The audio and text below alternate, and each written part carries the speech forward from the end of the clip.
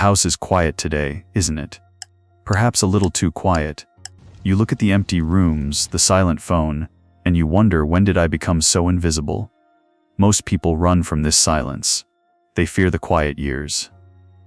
But what if this silence is not a void but a hidden doorway? In the next 10 minutes, I will share the secret of a man who lived in total isolation and how he turned his loneliness into an unstoppable inner power. Stay with me, because by the end of this story, you will never fear a quiet house again.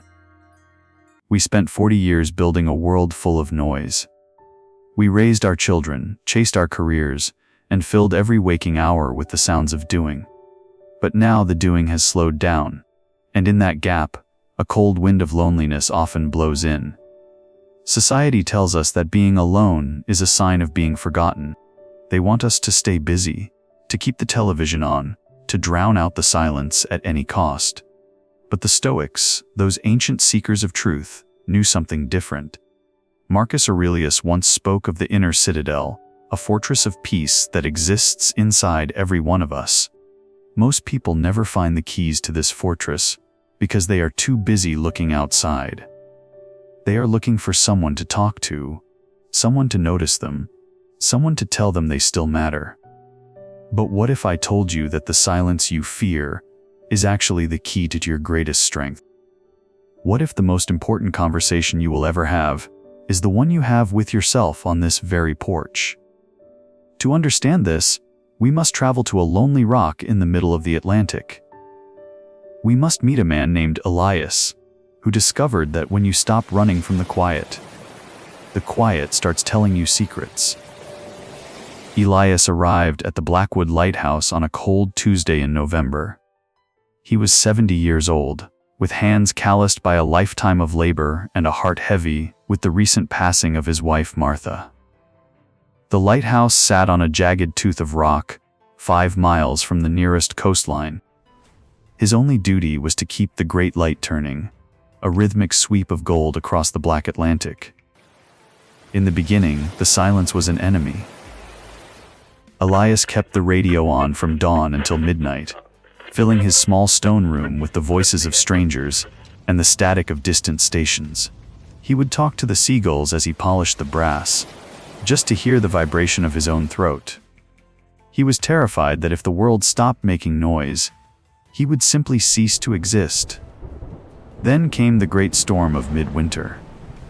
For 3 days, the sky turned the color of charcoal, and the waves battered the tower like hammers. On the second night, a lightning strike hissed through the wires, and the radio, his only bridge to the world, died with a final, pathetic spark. Elias panicked. He fumbled in the dark, his breath coming in sharp, ragged gasps. He felt the silence closing in on him like a rising tide. He wanted to scream, to bang on the stone walls, to do anything to break the terrifying stillness. But he was too tired. He sat down in his old wooden chair, closed his eyes, and waited for the fear to consume him. But something strange happened. The fear didn't consume him. Instead, as he sat there, the rhythm of his own heart began to sync with the rhythm of the waves. He stopped fighting the quiet and started observing it. He realized that the noise he had been chasing his whole life was just a mask for his own restlessness. In that pitch-black room, Elias didn't find loneliness. He found himself. He realized that Martha wasn't gone as long as he had the stillness to remember her. He realized that his 70 years of experience weren't a burden of the past, but a library of wisdom he finally had the time to read.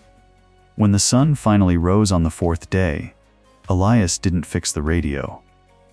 He realized he didn't need the world to tell him he was alive anymore. He had found the porch within his own soul. Elias's story reminds us of a profound truth that our surroundings rarely change, but our perspective can change everything. You see, the lighthouse didn't become less lonely. The ocean didn't stop being vast and cold. What changed was the man inside the tower. He stopped looking for a voice on the radio to tell him he mattered, and he started listening to the quiet strength of his own soul.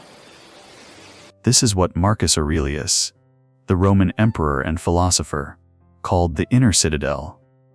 He believed that within every human being, there is a sanctuary, a fortress that no storm, no grief, and no silence can penetrate.